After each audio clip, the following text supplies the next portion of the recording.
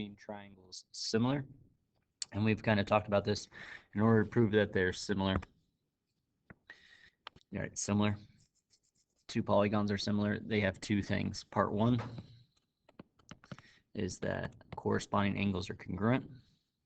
And then part two, that the ratios or the scale factor is the same between corresponding sides. So this has to do with congruent angles. This has to do with the scale factor or the extended proportion of the sides. They're equivalent, right? So I have two, however many sides I have, that's how many fractions I have to have, and they reduce all those to the same number, to the same scale factor, right?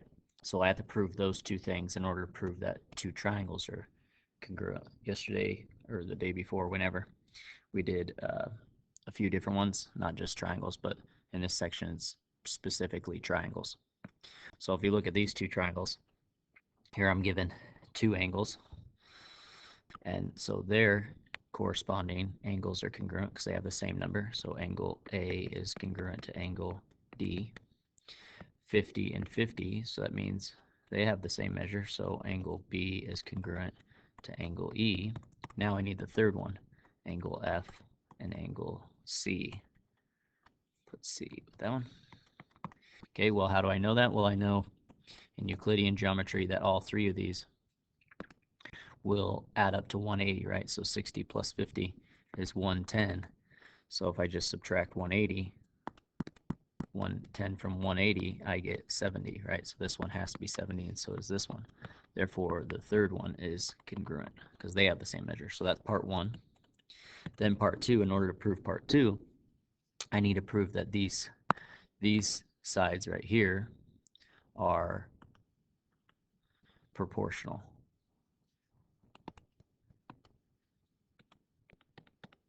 So these two have the same ratio as these two, whatever their ratio is, as to these two down here as well.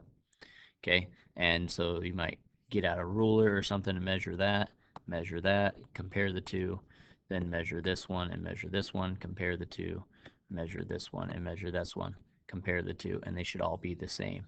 So that would be part two. And that's how you prove triangles are similar. You have to do both parts. Okay? All right, so that is the intro. So here is the actual postulate that tells you. It's called the angle-angle similarity, or you can use AA tilde postulate that proves. So you use this, so you have to prove that at least two of those angles, because then we know that the third will be automatically, right? Because I can just do subtraction from 180 to prove it. So as long as you have two of them, then if two angles of one triangle congruent to two angles on another triangle, then the triangles are similar. So here's a shorter way. So we did have to prove part one and then part two, but here this postulate allows us to go ahead and just solve for two angles. So as long as two angles are, that means the whole triangles are both similar. So that's kind of nice. So it leaves a lot less of stuff that we have to do.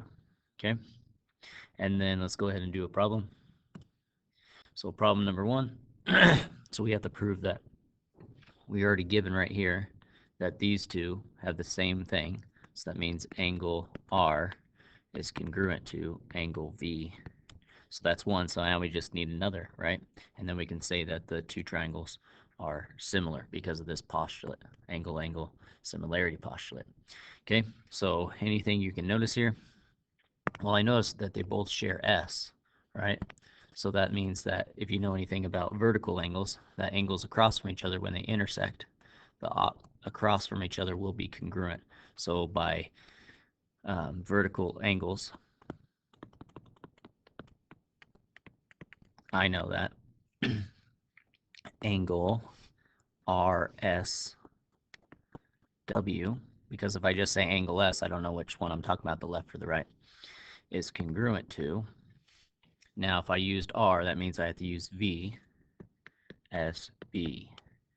Okay, angle VSB. And the angle that you're talking about, the is in the center. Always put the one that you're talking about in the center.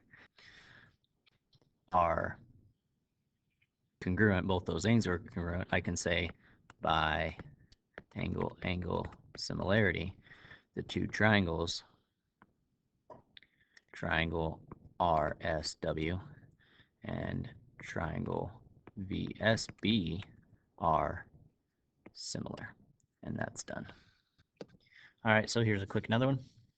So as long as I match up two angles on a triangle, then I can use this angle similarity postulate. Well, I know already angle L is congruent to angle R because they have the same measures, right? The measure of angle L is equal to the measure of angle R, which equals 70 degrees, right? So that's good. So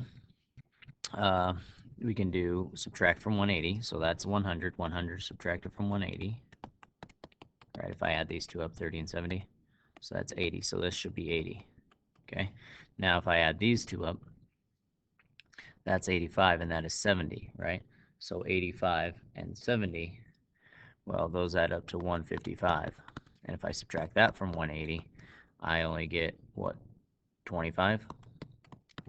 So these two are not the same.